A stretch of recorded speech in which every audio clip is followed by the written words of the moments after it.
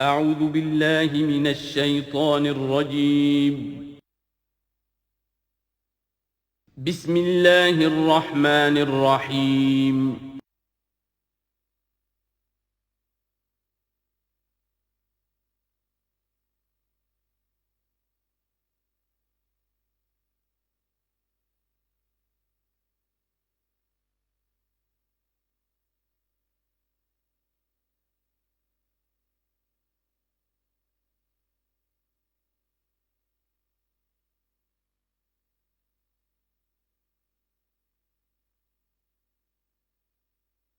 اعوذ باللہ من الشیطان الرجیم بسم اللہ الرحمن الرحیم الف لام میم ذالک الکتاب لا ریب فیہ صدق اللہ العظیم۔ الف لام میم حروف مقطعات ہیں جن کے بارے میں عرض کر چکا ہوں۔ ذالک الکتاب لا ریب فیہ، یہ وہ کتاب ہے اس میں کوئی شک نہیں۔ الکتاب اس لیے کہا گیا ہے کہ قرآن مجید کی پیشین گوئیاں اور خوشخبریاں سابقہ کتابوں میں موجود تھیں، اور چونکہ اس سورہ مبارکہ میں اصل خطاب کا رخ جو ہے وہ ہے سابقہ امت مسلمہ کی طرف، تو ذالک کتاب نہیں کہا گیا، ذالک کتاب لا ریب فیہ نہیں، ذالک الکتاب یہ وہ کتاب ہے، کتاب موعود ہے جس کی پیشین گوئیاں تورات اور انجیل میں موجود تھیں۔ لا ریب فیہ، اس میں کوئی شک نہیں۔ حرف اورا ریب نئے، تبدیل نئے، یہی الفاظ آئے ہیں سورہ سجدہ کے شروع میں بھی، الف لام میم تنزیل الکتاب لا ریب فیہ رب العالمین، لا ریب فیہ من رب العالمین، فیہ ھدی للمتقین۔ فیہ دونوں طرف مل سکتا ہے، لا ریب فیہ اسے معانقہ کہتے ہیں، لا ریب فیہ پڑھیں گے تو ہدن سے شروع کر دیں گے، لا ریب پر ختم کر دیں گے تو فیہ ہدن للمتقین، یہ دونوں معنی درست ہوں گے۔ ہدن للمتقین یہ ہدایت ہے، رہنمائی ہے اہل تقویٰ میں جو بچنا چاہیں۔ تقویٰ کا اصل مفہوم سمجھ لیجئے، وقا یقی کسی کو بچانا، تقویٰ خود بچنا۔ جن لوگوں کے اندر فطرت سلیمہ ہوتی ہے ان میں اخلاقی حس موجود ہوتی ہے، وہ بری چیز سے بچنا چاہتے ہیں، بھلی کو حاصل کرنا چاہتے ہیں، وہ لوگ ہیں کہ جو گویا کہ اس قرآن کا اصل مخاطب ہے، وہی اس سے استفادہ کر سکیں گے۔ الذین یؤمنون بالغیب، اب ان کے کچھ اوصاف، یہ اصل میں بہت زیادہ واضح ہوتا ہے تعویل خاص کے اعتبار سے کہ دیکھ لو درخت کو اپنے پھل سے پہچانتے ہیں، اس قرآن کے پھل موجود ہیں نا، یہ ابو بکر اور عمر اور عثمان اور علی کون ہیں؟ یہ جو مہاجرین آئے ہیں چل کر، مدینے والوں دیکھو یہ کون ہیں، ان کی شخصیتیں کیا ہیں، ان کا کردار کیا ہے، ان کے اوصاف کیا ہے، یہ کس درخت کے پھل ہیں، یہ اس بینہ کے پھل ہیں، یہ اس ذکرہ کے پھل ہیں۔ بینہ رسول من اللہ یتلو صحفا مطہرۃ فیہا کتب قیمہ، یہ اس شجرہ مبارکہ کے پھل ہیں، دیکھ لو ان کے کیا شب و روز ہے۔ الذین یؤمنون بالغیب، جو غیب پر ایمان رکھتے ہیں۔ تعویل عام کے اعتبار سے اس کا بہت اہم مفہوم ہوگا، جو یہ طے کر لے کہ سوائے مادے کی دنیا کے مجھے اس سے آگے جانا ہی نہیں، unless I can verify۔ آپ کو معلوم ہے کہ میٹیریل جو حقائق ہے وہ تو آپ ویریفائی کر سکتے ہیں، آنکھ سے دیکھ سکتے ہیں، کان سے سن سکتے ہیں، ویریفائڈ ہے۔ جو یہ سمجھ لے گا کہ اس کے بیونڈ کچھ نہیں ہے، اس کے لیے قرآن میں کوئی ہدایت نہیں۔ ہدایت قرآنی کا نقطہ آغاز یہ ہے کہ انسان یہ سمجھ لے کہ جو اصل حقیقت ہے وہ مستور ہے، نگاہوں سے چھپی ہوئی ہے، سامنے جو کچھ نظر آ رہا ہے۔ ایک انگلستان کے بہت بڑے فلسفی کی کتاب کا عنوان ہے appearance and reality, reality and appearance, Bradley کی کتاب۔ اپیئرنس جو کچھ نظر آ رہا ہے یہ حقیقت نہیں، حقیقت اس کے پیچھے ہے۔ اور کنفیوشس کا ایک جملہ ہے جو بہت بڑا حکیم اور فلسفی تھا، چین کا بہت بڑا حکیم اور فلسفی، اور ہو سکتا ہے کہ نبی ہو، واللہ عالم، ہم کہہ نہیں سکتے۔ اس کی تعلیم بڑی اخلاقی تعلیم ہے، اور اس کا جملہ سنیے، یہ یؤمنون بالغیب کی اس سے زیادہ صحیح تشریح ممکن نہیں ہے۔ There are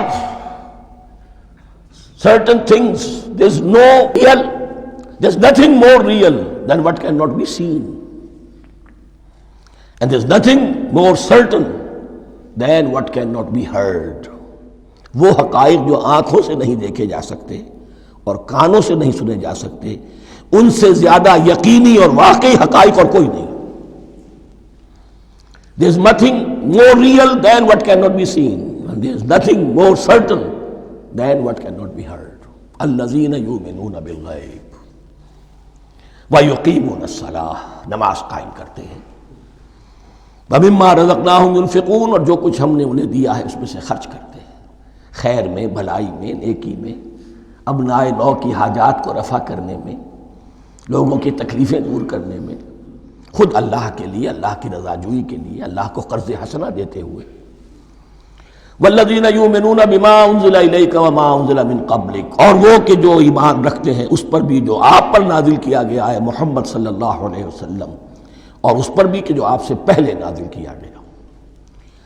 یہ بہت اہم الفاظ ہیں، اس لیے کہ عام طور پر آج کل ہمارے ہاں یہ خیال پھیلا ہوا ہے کہ یہ تورات اور انجیل کے پڑھنے کا کوئی فائدہ نہیں، کوئی ضرورت نہیں.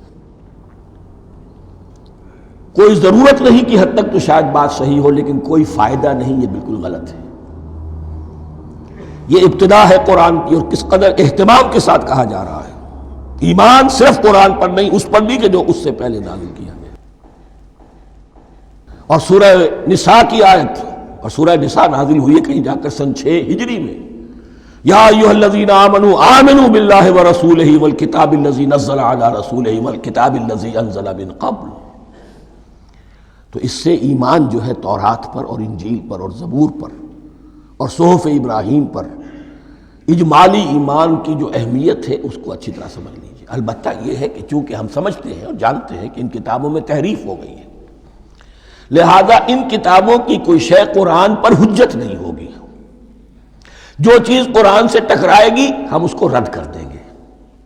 ان کتابوں کی کسی شے کو دلیل کے طور پر نہیں لائیں گے. لیکن جہاں قرآن مجید کی کسی بات کی نفی نہ ہو رہی ہو تو بہت سے حقائق ہمیں ان کتابوں ہی سے ملتے ہیں. انبیاء کے مابین جو زمانی ترتیب ہے، کرونالوجیکل آرڈر جو ہے، وہ تو ہمیں تورات سے ملتا ہے، قرآن میں تو نہیں.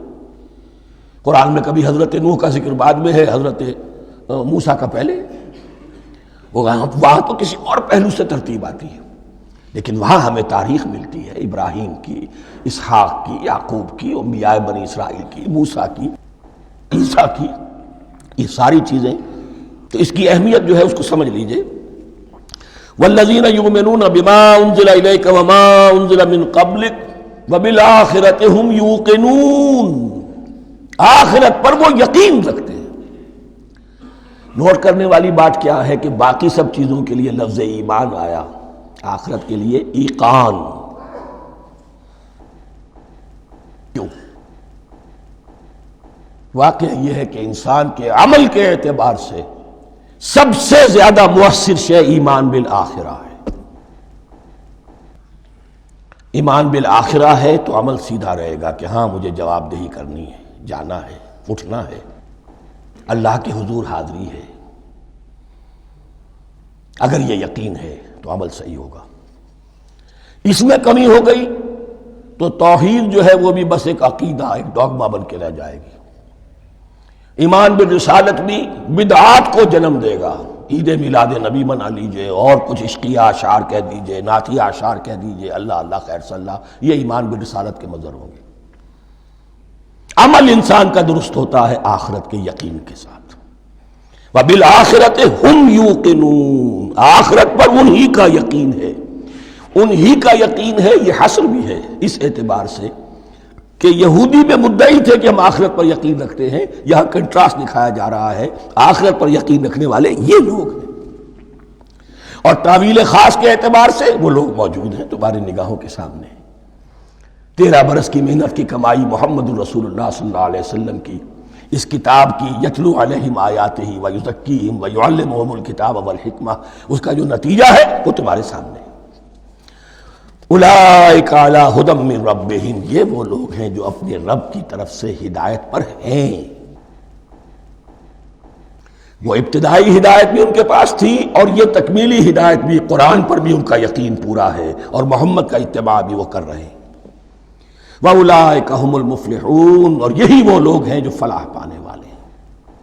فلاح کا لفظ بھی قرآن مجید کی بڑی اہم اصطلاح ہے، منزل مراد کو پہنچ جانا، کسی باطنی حقیقت کا عیا ہو جانا۔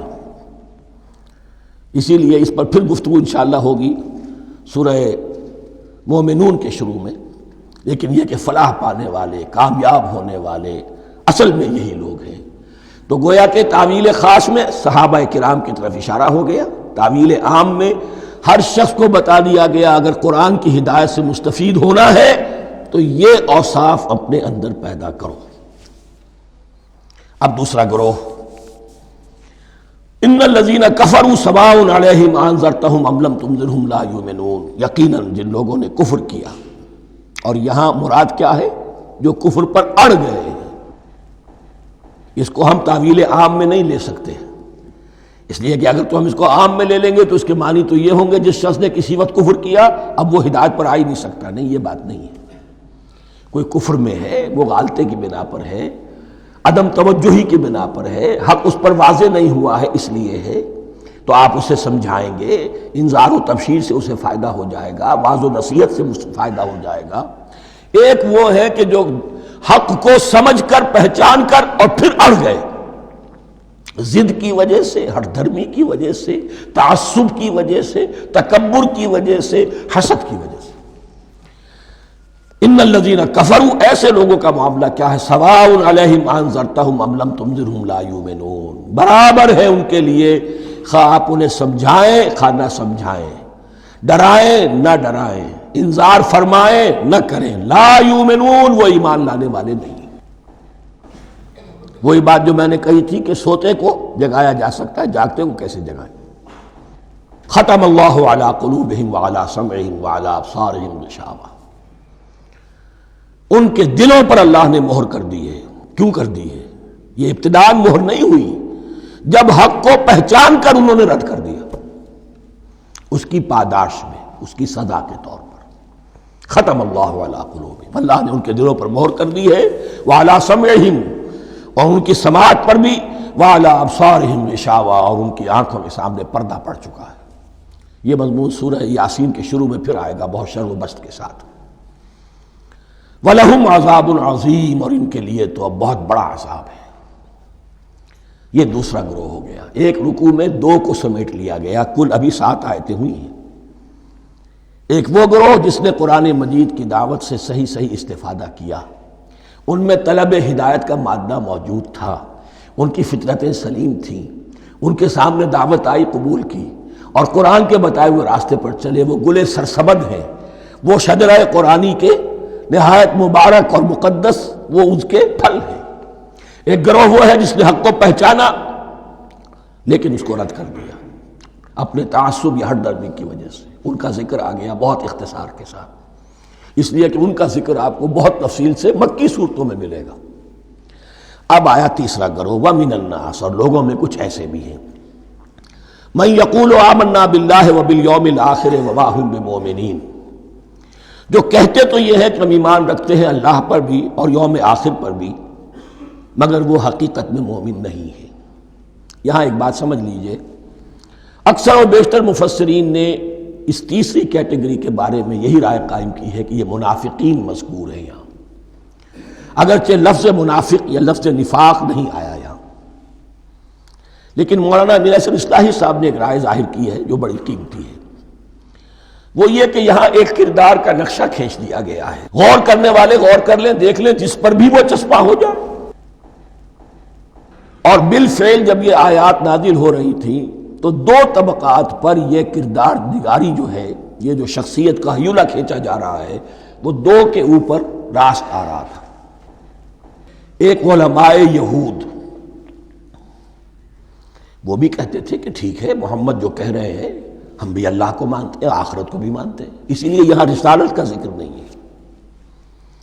بھئی ہم محمد ہی کو نہیں مانتے نا صلی اللہ علیہ وسلم، باقی اگر 1.25 لاکھ نبی آئے ہیں تو باقی 1.25 لاکھ کو تو ہم مانتے ہیں۔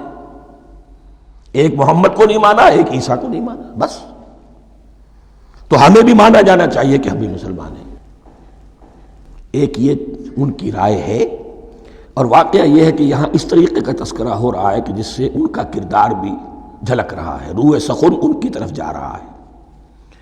مجھے یاد ہے اپنی 10ویں جماعت کے زمانے میں دہلی میں نے دیکھا تھا کہ ناٹ سرکس، وہاں کا ایک بڑی مارکیٹ ہوتی تھی، تو جوتے کی ایک دکان پہ ایک بہت بڑا جوتا لٹکایا ہوا تھا، بہت بڑا، اور لکھا تھا free to whom it fits, جس کے پاؤں میں یہ ٹھیک ٹھیک آ جائے وہ لے جائے اس کو۔ تو یہ free to whom it fits ہے، ایک کردار ہے۔ اب یہ کردار جس کے اوپر بھی فٹ بیٹھ جائے، ان میں یقیناً زیادہ تو غلبہ یہی ہے جو مفسرین کی رائے ہے، منافقین کا معاملہ جو ہو رہا ہے، لیکن یہ کردار بعین نہیں فٹ بیٹھ رہا ہے یہود کے علماء پر۔ اور یہ بھی نوٹ کر لیجئے کہ جو مدینہ منورہ میں نفاق کا جو پودا پروان چڑھا ہے، بلکہ پودا نہیں کہنا چاہیے، جھاڑ جھکاڑ جو پروان چڑھا ہے، وہ یہودیوں کے زیر اثر، جیسے جنگل کے اندر بڑے بڑے درخت بھی ہوتے ہیں اور اندر جو ہے نیچے جھاڑیاں بھی ہوتی ہیں، تو یہ نفاق کا جھاڑ جھکاڑ جو ہے وہ یہودی علماء کا جو پودا تھا، اور بہت بڑا تھا، اس میں کوئی شک نہیں، اس کے سائے میں پروان چڑھا ہے۔ ان دونوں میں معنوی ربط بھی ہے۔ وَمِنَ النَّاسِ مَن يَقُولُ آمَنَّا بِاللَّهِ وَبِالْيَوْمِ الْآخِرِ وَمَا هُم بِمُؤْمِنِينَ، اور لوگوں میں سے کچھ ایسے بھی ہیں جو کہتے تو یہ ہے کہ ہم ایمان رکھتے ہیں اللہ پر اور یوم آخر پر، لیکن وہ مومن نہیں ہیں۔ يُخَادِعُونَ اللَّهَ وَالَّذِينَ آمَنُوا وَمَا يَخْدَعُونَ إِلَّا أَنفُسَهُمْ، وہ دھوکہ دینے کی کوشش کر رہے ہیں اللہ کو اور اہل ایمان کو۔ دیکھیں یخادعون جو ہے یہ باب مفعلہ ہے، باب مفعلہ میں کشمکش ہوتی ہے، کشاکش ہوتی ہے، لہذا ترجمہ میں نے کیا کوشش کر رہے ہیں۔ وما یخدعون الا انفسهم، یہ ثلاثی مجرد میں آ گیا، اور نہیں دھوکہ دے رہے مگر صرف اپنے آپ کو۔ یہ یقینی ہے اپنے آپ کو تو دھوکہ دے رہے ہو، لیکن یہ کہ اللہ اس کے رسول کو اور اللہ اور اہل ایمان کو دھوکہ نہیں دے سکتے۔ سورہ نساء کی آیت نمبر 142 میں یہ کھل کر منافقین کے بارے میں یہی الفاظ آئے ہیں، ان المنافقین یخادعون اللہ وہو خادعہم، یقیناً منافقین جو ہے وہ اللہ کو دھوکہ دینے کی کوشش کر رہے ہیں اور اللہ انہیں دھوکہ دے رہا ہے۔ وما یشعرون، انہیں اس کا شعور نہیں ہے۔ یہ بہت اچھی طرح نوٹ کر لیجئے، منافقین کی بھی اکثریت وہ تھی جنہیں اپنے نفاق کا شعور نہیں تھا، وہ اپنے تئیں سمجھتے تھے اپنے آپ کو مسلمان، وہ کہتے تھے یہ بے وقوف لوگ ہیں، محمد رسول اللہ کے بارے میں کہتے تھے یہ خام خواہ جو ہے انہوں نے لڑائی بھڑائی مول لے لی ہے اہل مکہ کے ساتھ، کیا ضرورت ہے، امن کے ساتھ جو ہے بات کرنی چاہیے۔ وہ سمجھتے تھے کہ ہم خیر خواہ ہیں، ہم بھلی بات کہہ رہے ہیں، یہ بیوقوف لوگ ہیں، دیکھتے نہیں کہ کس سے ٹکرا رہے ہیں، ہاتھ میں اسلحہ نہیں ہے اور لڑائی کے لیے جا رہے ہیں، تو بیوقوف تو یہ ہے۔ لیکن وہ سمجھتے تھے کہ ہم تو بڑے مخلص ہیں، ہم مصلح ہیں۔ تو ما یشعرون بہت ضروری ہے۔ بعض لوگ منافق ایسے بھی تھے کہ جو اسلام میں داخل ہی ہوتے تھے دھوکہ دینے کی خاطر، اور ان پہ پہلے دن سے واضح ہوتا تھا کہ ہم مسلمان نہیں ہیں، ہم نے اسلام کا لبادہ اوڑھا ہے صرف دھوکے کے لیے۔ اس کا ایک ذکر سورہ آل عمران میں آئے گا۔ لیکن اکثر و بیشتر منافقین دوسری طرح کے تھے جنہیں اپنے نفاق کا شعور حاصل نہیں تھا۔ فی قلوبہم مرض، ان کے دلوں میں ایک روگ ہے، بیماری ہے۔ یہ روگ اور بیماری کیا ہے؟ ایک لفظ میں اس کو تعبیر کیا جائے، کردار کی کمزوری، ویکنس آف کیریکٹر۔ ایک شخص وہ ہوتا ہے کہ جو سمجھتا ہے یہ حق ہے، ہر سے بعد آباد، اب جو ہو سو ہو۔ ایک حق کو حق پہچان کر رد کر دیتا ہے، وہ کافر ہو گیا۔ ایک حق کو حق پہچان کر آیا تو صحیح، لیکن ویکنس آف کیریکٹر کی وجہ سے قوت ارادی کمزور ہے، آخرت بھی چاہتے ہیں، دنیا کو بھی ہاتھ سے دینے کو تیار نہیں، یہاں کا بھی کوئی نقصان نہ ہو اور آخرت کا بھی سارا بھلا میں مل جائے۔ یہ وہ لوگ ہیں در حقیقت کہ اس کو کہا روگ۔ فی قلوبہم مرض فزادہم اللہ مرضا، تو اللہ نے ان کے مرض میں اضافہ کر دیا۔ یہ اللہ کی سنت ہے، آپ حق پر چلنا چاہیں حق کا راستہ آپ کے لیے آسان کر دے گا، آپ برائی کی طرف جانا چاہیں بڑی سے بڑی برائی آپ کے لیے ہلکی ہوتی چلی جائے گی، کوئی خاص بات ہی نہیں، چلو یہ بھی کر گزرو، جب یہ کر لیا تو یہ بھی کر گزرو۔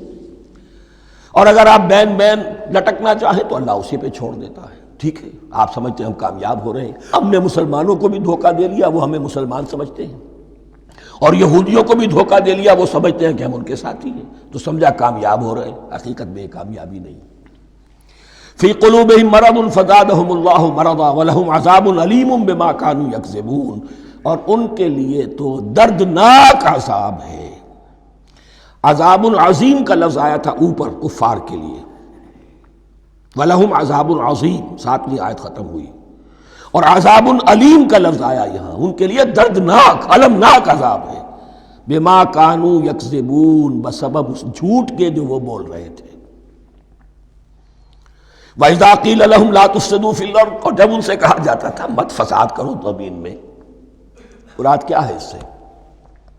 کہ جب محمد کو مان لیا کہ اللہ کے رسول ہیں، اب ٹھیک ٹھیک پیروی کرو، ان کے پیچھے چلو، ان کا حکم ہے تو جنگ کے لیے نکلو، ان کی طرف سے تقاضا آتا ہے مال پیش کرو،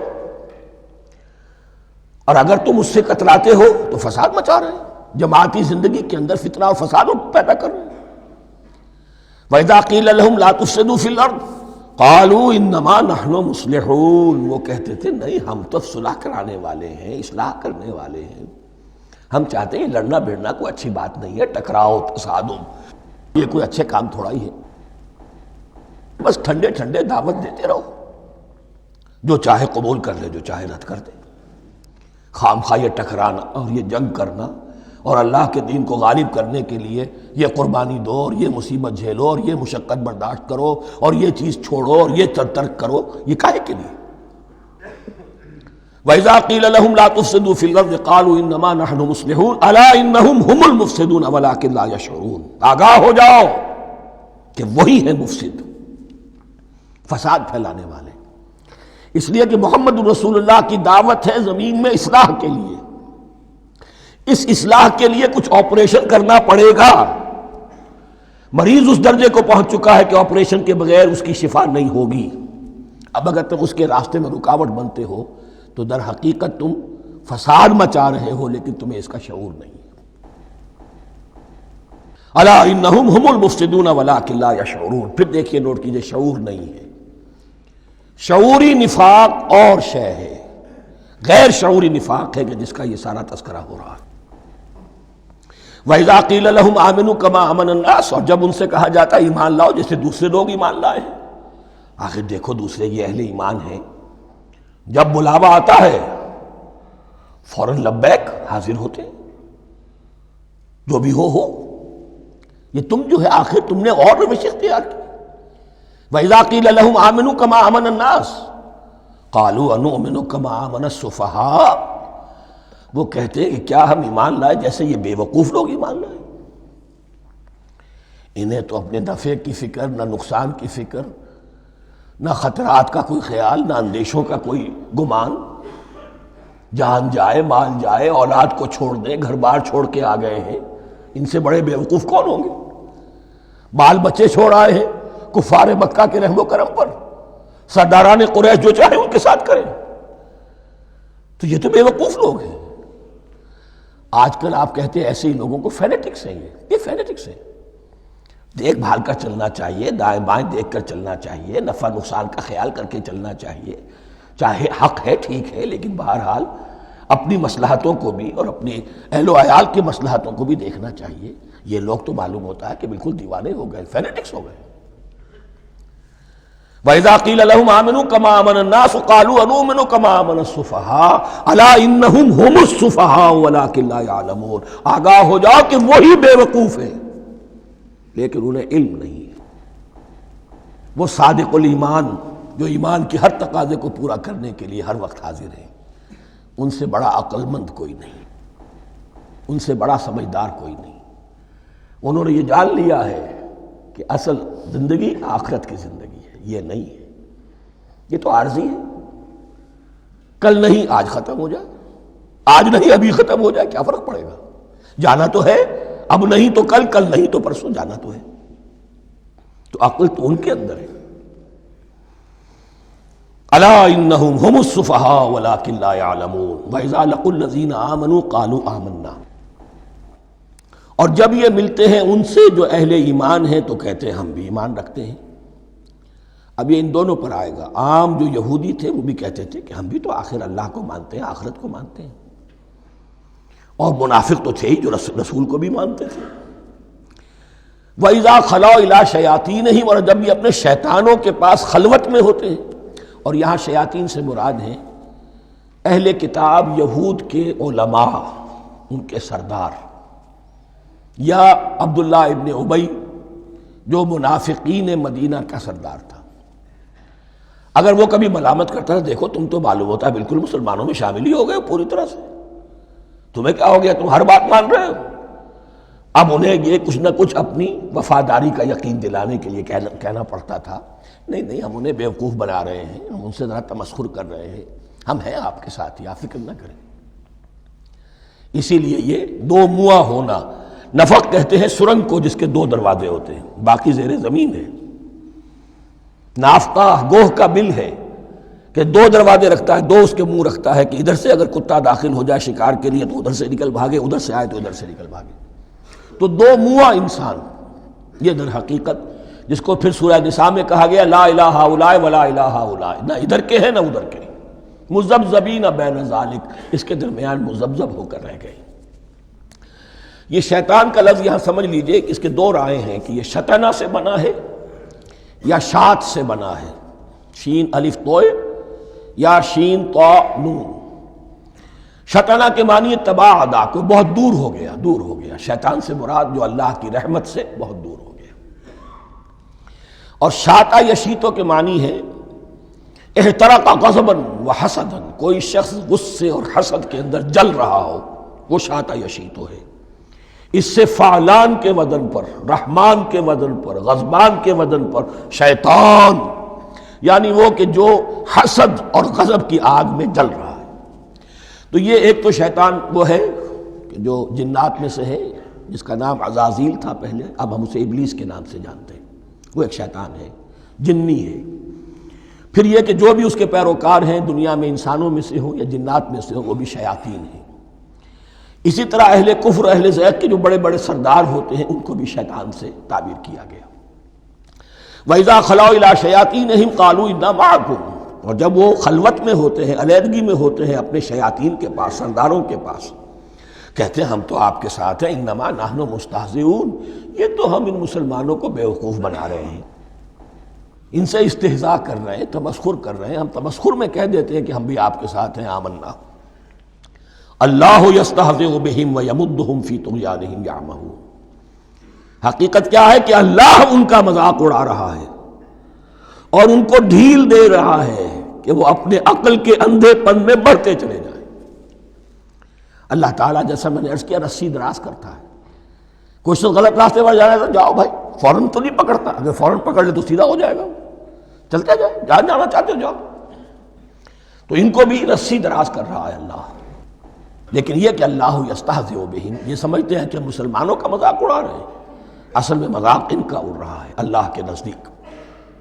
وَيَمُدُّهُمْ فِي طُغْيَانِهِمْ يَعْمَهُونَ، اب یہاں ذرا نوٹ کر لیجئے، یہ دو لفظ آئیں گے، عین میم اور ہا، امہ ہے کے ساتھ، ایک ہے عین میم اور یا، امج، تو عین اور میم تو مشترک ہے یا آخر میں فرق ہوگا، عین میم اور ہا ہوگا، اس کے معنی عقل کا اندھا، دل کا اندھا، آنکھیں تو ہے لیکن دل کا اندھا ہے، عقل کا اندھا ہے۔ اور عین میم یا جو آنکھوں کا اندھا ہو، عمیٌ اندھے، اعمیٰ اندھا۔ تو یہاں فرمایا انا معکم انما نحن مستہزئون، اللہ یستہزئ بہم ویمدہم فی طغیانہم یعمہون، اللہ ان کو اس جو ان کی عقل کے اندھے پن میں جو یہ بڑھتے چلے جا رہے ہیں، اللہ بھی ان کی رسی دراز کر رہا ہے تاکہ یہ جہاں تک جانا چاہتے چلے جائیں۔ اولئک الذین اشتروا الضلالۃ بالہدی، یہ وہ لوگ ہیں کہ جنہوں نے ہدایت کے عوض گمراہی خرید لی ہے۔ دیکھیے بڑا پیارا انداز ہے یہ، ایک شخص کے سامنے دونوں آپشنز تھے، ایک نے گمراہی کو چھوڑا، ہدایت لے لی، چاہے قیمت دینی پڑی، تکلیفیں اٹھانی پڑی، آزمائشوں میں سے گزرنا پڑا، قربانیاں دینی پڑی، ہدایت لی۔ اور ایک شخص نے ہدایت دے کر گمراہی لے لی ہے، آسانی تو ہو گئی، فوری تکلیف سے تو بچ گئے، لا الہ الا اللہ ولا الہ الا اللہ، دونوں طرف سے اپنے آپ کو بچا لیا۔ لیکن حقیقت میں سب سے زیادہ گھاٹے کا سودا یہی ہے، اولئک الذین اشتروا الضلالۃ بالہدی، ہدایت دے کر اور ضلالت خرید لی ہے، فما ربحت تجارتہم، تو ان کی تجارت ان کے حق میں ہرگز مفید نہیں ہوئی۔ اب یہاں بھی دیکھیے، را با اور ہے ہا، ربحا، اس کے معنی نفع، صحیح نفع، جائز نفع۔ را با اور وا، ربا، وہ سود، وہ بھی اضافہ ہے، وہ بھی بڑھوتری ہے، لیکن وہ حرام ہے۔ ایک ہے تجارت کے اندر جو نفع ہو جائے وہ ربح ہے، را با اور ہا یہ نفع ہے جو جائز نفع ہے۔ را با اور وا، ربا، یہ کیا ہے؟ یہ سود ہے، یہ حرام ہے۔ را اور با مشترک ہے، آگے ہا، آگے اور ما، اس کا فرق ہے۔ فما ربحت تجارتہم وما کانوا مہتدین، ان کی تجارت ان کے حق میں ہرگز مفید نہیں ہوئی اور نہیں ہے اب یہ ہدایت پانے والے۔ مثلہم، اب یہاں دو تمثیلیں آ رہی ہیں بڑی پیاری۔ پہلی تمثیل ہے کفار کے بارے میں، دوسری تمثیل ہے یہ بین والے لوگوں کے بارے میں۔ پہلوں کے لیے کیا تمثیل ہے؟ مثلہم کمثل الذی استوقد نارا، ان کی مثال اس شخص کی سی ہے جس نے آگ روشن کی۔ ایک نقشہ کھینچا جا رہا ہے، اندھیری شب ہے جدا اپنے قافلے سے ہے تو، تیرے لیے ہے میرا شعلہ نوا قندیل۔ اندھیری شب ہے، قافلہ بھٹک رہا ہے، کچھ لوگ بڑی ہمت کرتے ہیں، اندھیرے میں بھی ادھر ادھر سے لکڑیاں جمع کرتے ہیں اور آگ روشن کر دیتے ہیں۔ لیکن عین اس وقت جب آگ روشن ہوتی ہے کچھ لوگوں کی بینائی سلب ہو جاتی ہے۔ پہلے وہ اندھیرے میں اس لیے تھے کہ روشنی نہیں تھی، اب وہ اندھیرے کے اندھیرے میں رہ گئے کہ روشنی تو خارج میں آ گئی، اپنی اندر کی روشنی گل ہو گئی، بصارت سلب ہو گئی۔ یہ مثال ہے ان کفار کی کہ حضور کی آمد سے پہلے سب بھٹک رہے تھے، کوئی حقیقت واضح نہیں تھی، قافلہ انسانیت بھٹک رہا تھا اندھیری شب میں۔ محمد الرسول اللہ آئے، انہوں نے آگ روشن کر دی، اب راستہ کھل گیا، ہدایت واضح ہو گئی۔ لیکن کچھ ضد یا تعصب یا تکبر یا حسد کی بنیاد پر کچھ لوگوں کی اندر کی بینائی زائل ہو گئی، تو وہ تو ویسے کے ویسے بھٹک رہے ہیں، جیسے پہلے اندھیرے میں تھے ویسے ہی اب اندھیرے میں ہیں۔ روشنی میں آنے والے تو وہ ہیں، دیکھ لو جن کا ذکر سب سے پہلے ہوا ہے۔ مثلہم کمثل الذی استوقد نارا، اس شخص کی سی ہے کہ جس نے آگ روشن کی۔ فلما اضاءت ما حولہ، جب اس آگ نے اپنے ماحول کو، گردا گرد کو روشن کر دیا، ذہب اللہ بنورہم، اللہ ان کی نور بصارت کو لے گیا، سلب کر لیا اللہ نے۔ وَتَرَكَهُمْ فِي ظُلُمَاتٍ لَا يُبْصِرُونَ، اور چھوڑ دیا انہیں ان اندھیروں کے اندر کہ وہ کچھ نہیں دیکھتے۔ صُمٌّ بُكْمٌ عُمْيٌ فَهُمْ لَا يَرْجِعُونَ، اسم کہتے ہیں بہرے کو، سم جمع ہے اس کی، سمن۔ اب کمو کہتے ہیں گونگے کو، بکمن اس کی جمع ہے۔ آما کہتے ہیں اندھے کو، عمیٌ اس کی جمع ہے۔ یہ بہرے ہیں، گونگے ہیں، اندھے ہیں، فہم لا یرجعون، اب یہ لوٹنے والے نہیں۔ یہ کون ہے؟ ابو جہل ہے، ابو لہب ہے، ولید بن مغیرہ ہے، عقبہ ابن ابی معیط ہے، یہ سب کے سب ابھی زندہ ہیں جب یہ آیات نازل ہو رہی ہیں۔ ابھی تو غزوہ بدر ہوگا سن 2 ہجری میں، اور اس میں یہ سب جو ہیں واصل جہنم ہوں گے، ابھی تک تو ہے نا۔ یہ لوگ ہو گئے اس کی مثال۔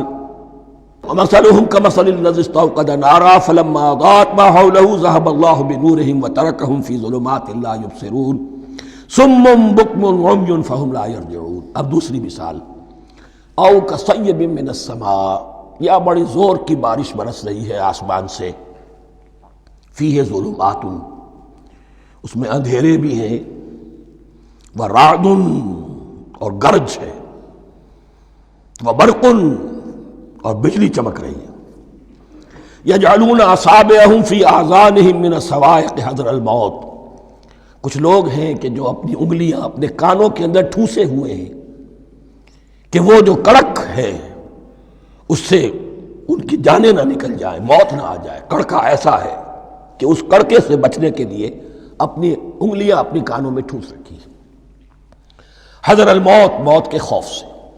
واللہ محیط بالکافرین، اللہ ایسے کافروں کا احاطہ کیے ہوئے ہے، بچ کر کہاں جائیں گے۔ یکاد البرق یخطف ابصارہم، قریب ہے کہ بجلی ان کی نگاہوں کو لے جائے، ان کی بینائی کو سلب کر لے۔ کلما اضاء لہم، لیکن ہوتا کیا ہے، جب ذرا روشنی ہوئی تو چل لیے۔ مشوا فیہ، بجلی چمکی، کچھ نظر آ گیا دائیں بائیں تو کچھ تھوڑا سا چل لیے۔ وَإِذَا أَظْلَمَ عَلَيْهِمْ، اور جب تاریکی ان پر طاری ہو گئی، قاموا، کھڑے کے کھڑے رہ گئے۔ یہ نقشہ ہے ان کا کہ ایک طرف بارش ہو رہی ہے، قرآن مجید ہے، آسمان سے نازل ہو رہا ہے، یہ ماہ مبارکہ ہے، یہ کتاب مبارکن ہے، لیکن یہ کہ اس کے ساتھ کڑکے ہیں، گرج ہے، کفر سے مقابلہ ہے، کفر کی طرف سے دھمکیاں ہیں، اندیشے ہیں، خطرات ہیں، امتحانات ہیں، آزمائشیں ہیں۔ ذرا کہیں حالات کچھ بہتر ہوئے، کچھ جسے بریدنگ سپیس کہتے ہیں ملی تو تھوڑا سا چل لیے۔ ہم بھی مسلمان ہیں، کوئی خاص موقع نہیں ہے، کسی جنگ کے لیے بلایا نہیں جا رہا ہے تو بڑھ چڑھ کے باتیں کر رہے ہیں، اپنے ایمان کا اظہار بھی کر رہے ہیں۔ جیسے ہی کوئی آزمائش آئی، قاموا، ٹھٹک کر کھڑے کے کھڑے رہ گئے۔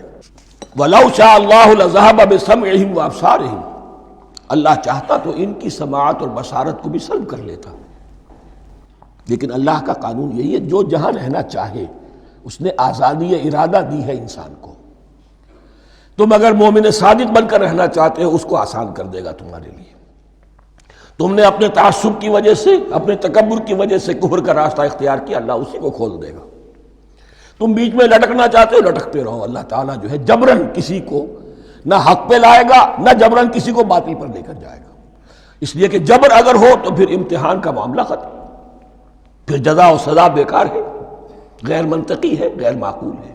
ان اللہ علی کل شیء قدیر، یقیناً اللہ تعالیٰ ہر چیز پر قادر ہے۔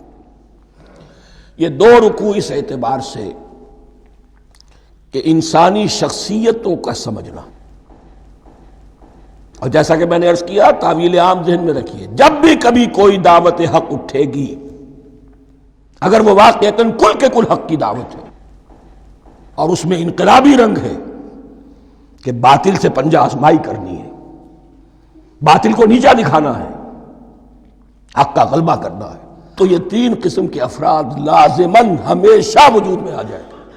ان کو پہچاننا، ان کے کردار کی جو اصل جو اس کے پیچھے پس منظر ہے، اس کو جاننا بہت ضروری ہے۔ اب جو تیسرا رکوع آ رہا ہے سورہ بقرہ کا، اس میں قرآن کی دعوت کا خلاصہ ہے۔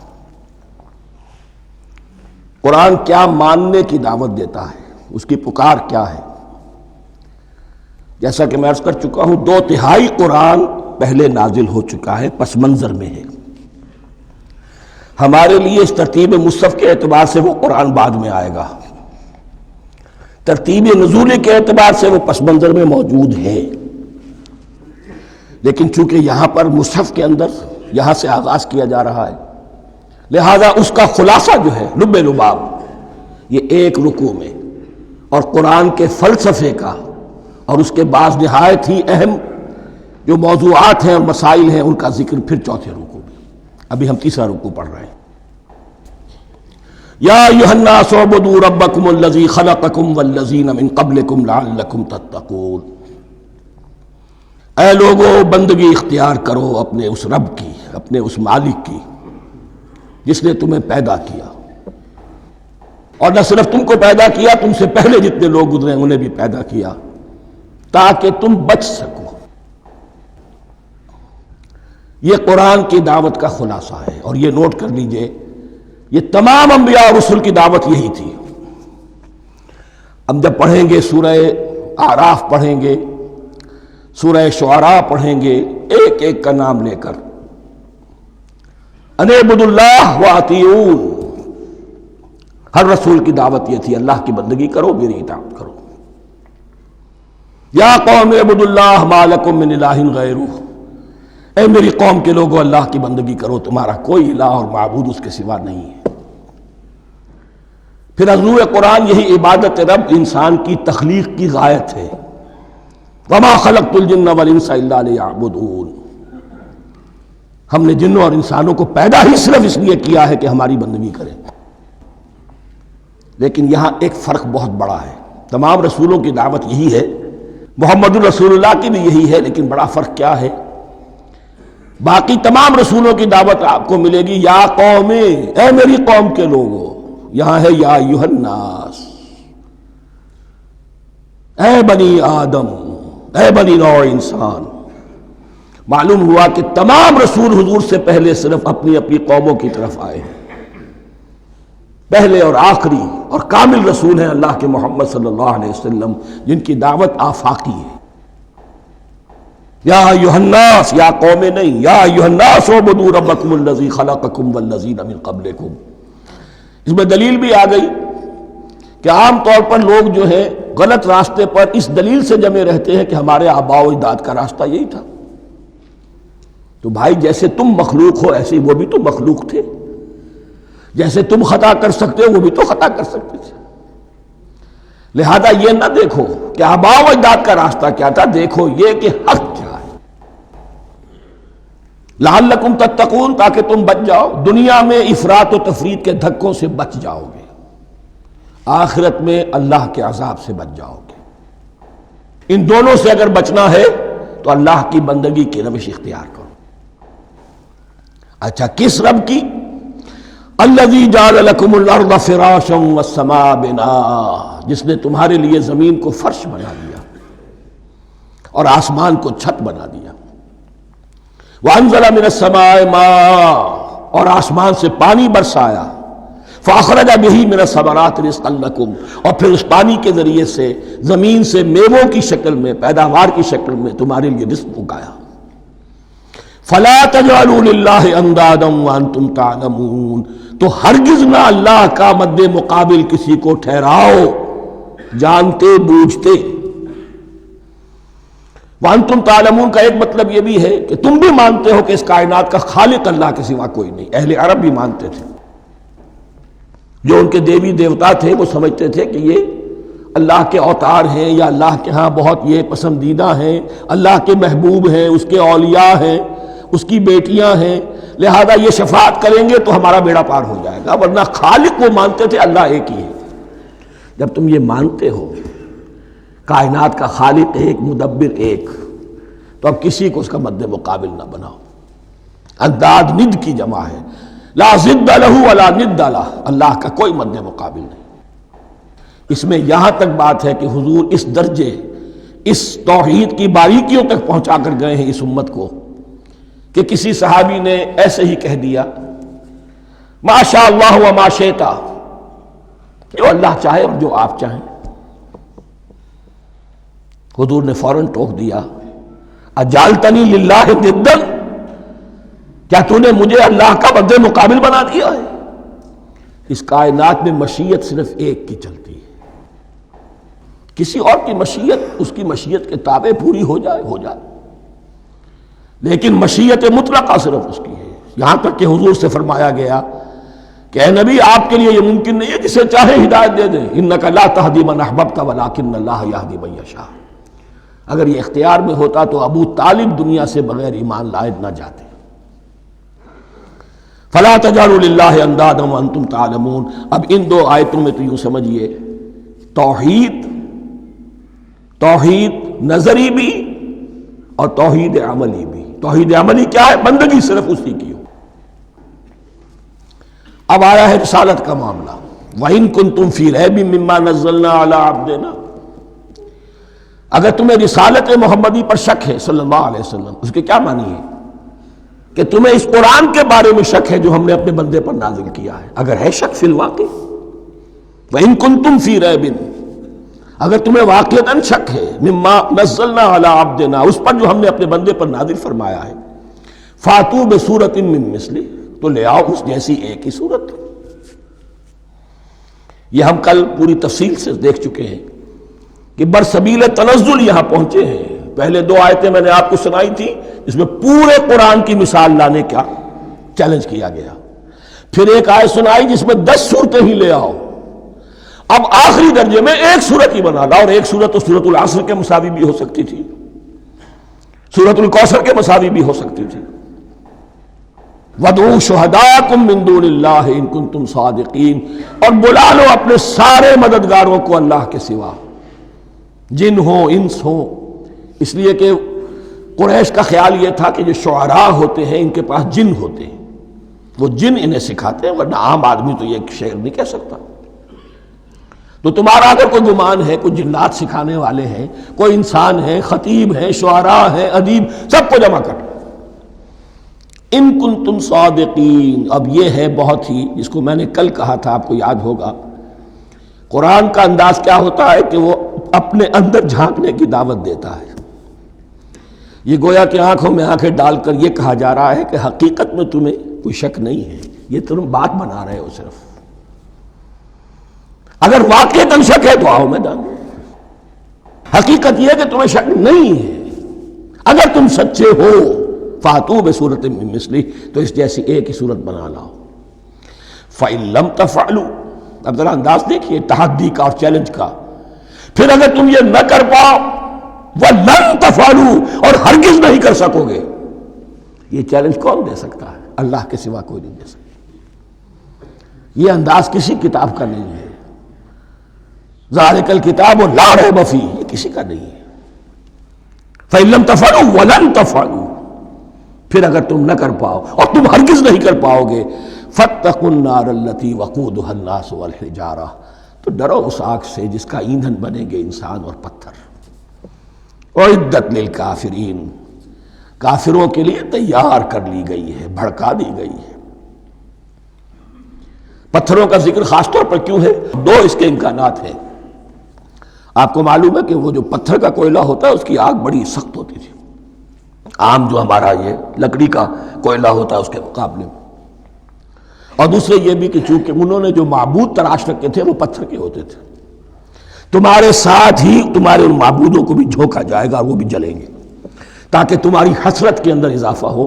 ان سے ہم دعائیں مانگا کرتے تھے، ان کے سامنے ماتھے ٹیکتے تھے، ان کے سامنے ڈنڈوت کرتے تھے، ان کو چڑھاوے چڑھاتے تھے. اب یہاں گویا کہ ایمان باللہ، توحید، ایمان بالرسالت اور ایمان بالآخرت. فاتقوا النار التي وقودها الناس والحجارة اعدت للكافرين وبشر الذين آمنوا وعملوا الصالحات، اور بشارت دے دیجئے اے نبی ان لوگوں کو کہ جو ایمان لائے اور جنہوں نے نیک عمل کیے، ان لهم جنات تجری من تحتها الانہار، کہ ان کے لیے وہ باغات ہیں کہ جن کے دامن میں ندیاں بہتی ہوں گی. لفظی ترجمہ ہوگا جن کے نیچے ندیاں بہتی ہوں گی. مراد اس سے کیا ہے؟ عام فطری باغ وہ ہوتے تھے کہ جس میں ذرا اونچائی پر جو ہے درخت لگے ہوئے ہیں اور دامن میں ندی بہ رہی ہے، تو اس سے خود بخود جو ہے وہ اریگیشن، نیچرل اریگیشن ہو رہی ہے، درختوں کے جڑوں تک پانی پہنچ رہا ہے. بہرحال ترجمہ آپ لفظی کریں، ان کے نیچے ندیاں بہتی ہوں گی یا یہ کہ جن کے دامن میں ندیاں بہتی ہوں گی. کلما رزقوا منها من ثمرۃ رزقا، جب بھی کبھی انہیں دیا جائے گا کوئی پھل رزق کے طور پر کھانے کے لیے جنت میں، قالوا هذا الذي رزقنا من قبل، وہ کہیں گے یہ تو وہی شے ہے جو ہمیں پہلے بھی ملتی تھی. اس کا ایک مفہوم یہ ہے، یہ جو نزل ہے، ابتدائی جو ہے دعوت ہے، ابتدائی ضیافت جو ہوگی اس میں وہی چیزیں کہ جو معروف ہے، جانی پہچانی ہے. یہ رمان، یہ دیکھیے یہ انار آ رہا ہے خوبصورت، یہ انگور ہے خوبصورت، یہ نخیل ہے، یہ نخل ہے، یہ رطب ہے، لیکن ذائقے کے کوئی نسبت و تناسب بھی نہیں ہوگا. وہ کہیں گے یہ وہی شے ہے جو ہمیں پہلے ملتی تھی. وَأُتُوا بِهِ مُتَشَابِهًا، مشابہ تو ہوگی وہ، لیکن ان کے ذائقے میں زمین و آسمان کا فرق ہوگا. اور ایک یہ بھی مفہوم لیا گیا کہ آخرت میں جنت میں بھی وہی میوے ملتے رہیں گے، لیکن ان کا ذائقہ بدلتا رہے گا. شکل وہ ہوگی لیکن ذائقہ وہی رہے گا کہ جس سے انسان کی پھر طبیعت بڑھ جاتی ہے ایک ہی شے کو کھاتے ہوئے. وَلَهُمْ فِيهَا أَزْوَاجٌ مُطَهَّرَةٌ، اور ان کے لیے ہوں گے اس میں بہت ہی پاک باز، نہایت پاک کی ہوئی بیویاں ہوں گی. ازواج مطہرۃ وہم فیہا خالدون، اور اس میں رہیں گے ہمیشہ ہمیش۔ یہ تو تین جو اصول ہیں دین کے دعوت ایمان، توحید اور رسالت اور معاد، ایمان باللہ، ایمان بالرسول، ایمان بالآخرہ۔ اب ذرا کچھ ضمنی مسائل ہیں کہ جو بعض کفار کی طرف سے، بعض معتزلین کی طرف سے پیش ہوتے تھے، وہ کبھی بھی اس چیلنج کا مقابلہ تو نہ کر سکے، میدان میں تو نہ آ سکے۔ یہ بالکل ایسی بات ہے جیسے کسی مصور کی تصویر پر اعتراض کرنے والے تو بہت تھے۔ جب کہا گیا کہ ذرا یہ لیجیے قلم، اس کو ٹھیک کر دیجیے، یہ برش آپ کے ہاتھ میں دیتا ہوں، اب سب پیچھے ہٹ گئے۔ تو کوئی صورت قرآن کے مقابلے میں لانا وہ تو ان کے لیے ممکن نہیں تھی، لیکن ادھر ادھر سے اعتراضات کرنے کے لیے جو زبانیں کھلتی تھی ان میں سے ایک اعتراض نقل کیا جا رہا ہے۔ وہ یہ تھا کہ وہ کہتے تھے کہ قرآن مجید میں مکھی کی تشبیہ آئی ہے، یہ تو بڑی حقیر سی شے ہے، اعلیٰ کلام ہو اور اعلیٰ متکلم ہو وہ ایسی حقیر چیزوں کا تذکرہ نہیں کرتا۔ بیت العنکبوت مکڑی کا بھی ذکر ہے قرآن میں، اتنی حقیر شے کا، یہ کوئی اعلیٰ کلام نہیں۔ اس کا جواب دیا جا رہا ہے کہ اصل میں کہیں تشبیہ بیان کرنی ہے، تمثیل بیان کرنی ہے، تو دیکھنا یہ کہ جس شے کے لیے تشبیہ دی جا رہی ہے اس کی مناسبت والی شے ہو۔ شے کوئی بہت حقیر ہے تو کسی عظمت والی شے سے آخر کیسے تشبیہ دی جائے گی؟ وہ تو کسی حقیر شے سے ہی تشبیہ دی جائے گی، تو جو اصل مقصد ہے تشبیہ کا وہ پورا ہوگا۔ ان اللہ لا یستحیی ان یضرب مثلا ما بعوضۃ فما فوقہا، اللہ تعالیٰ کو تو اس میں کوئی جھجک نہیں ہے، کوئی شرم نہیں ہے کہ وہ مچھر کی مثال بیان کرے، تو اس سے اوپر، اب یا فوقہا میں دونوں معنی ہو جائیں گے، یعنی کمتر اور حقیر ہونے میں اس سے بھی بڑھ کر، یا یہ کہ اس سے اوپر کی کوئی شے اس کی مثال دینے میں اللہ کو کوئی جھجک نہیں، اس لیے کہ مکھی بھی بہرحال مچھر سے تو ذرا بڑی شے ہے۔ اس معنی میں بھی ہو سکتا ہے فوقہا، اور فوقہا اس معنی میں بھی کہ اس سے بھی حقیر ہونے میں اس سے بھی بڑھ کر۔ فَأَمَّا الَّذِينَ آمَنُوا فَيَعْلَمُونَ أَنَّهُ الْحَقُّ مِن رَّبِّهِمْ، تو جو لوگ صاحب ایمان ہیں وہ جان لیتے ہیں کہ یہ حق ہے ہمارے رب کی طرف سے۔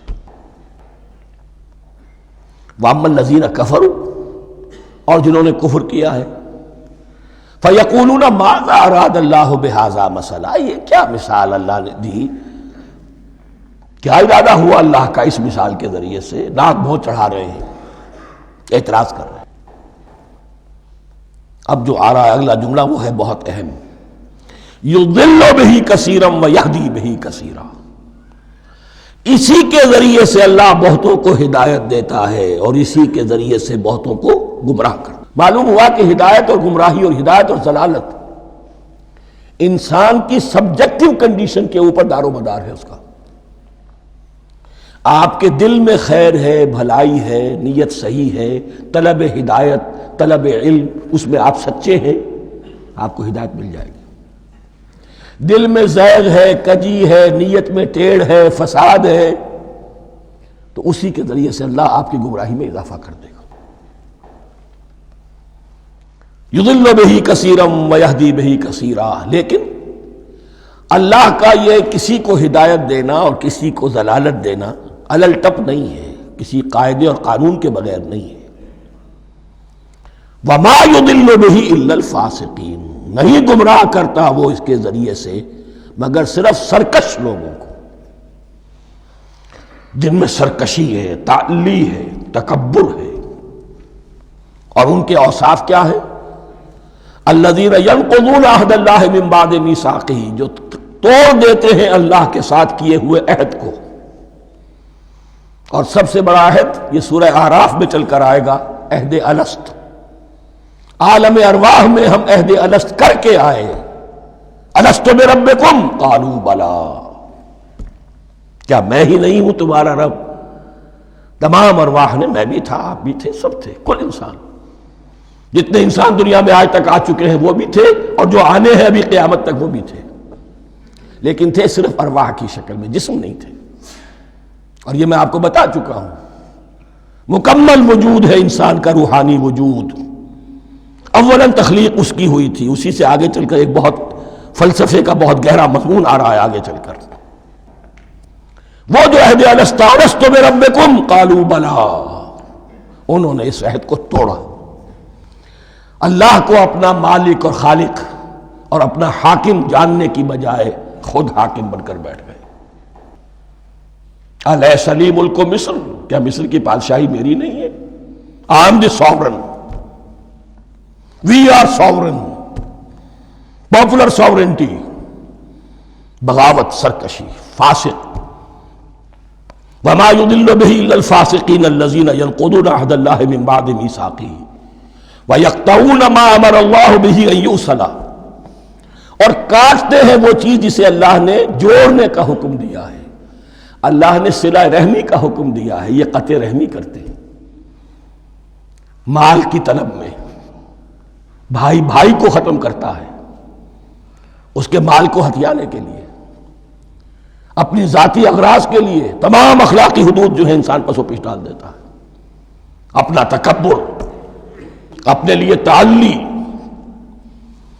الذین، آپ دیکھیے نوٹ کیجئے، اس میں ہماری شریعت کا فلسفہ یہ ہے، ایک تعلق ہے اللہ کا بندے کے ساتھ، حقوق اللہ، ایک ہے بندوں کا بندوں کے ساتھ، حقوق العباد۔ اللہ کا حق کیا ہے؟ اسے حاکم اور مالک، اور حاکم سمجھو، الملک سمجھو، خود اس کے بندے بنو۔ انسانوں کا حق کیا ہے؟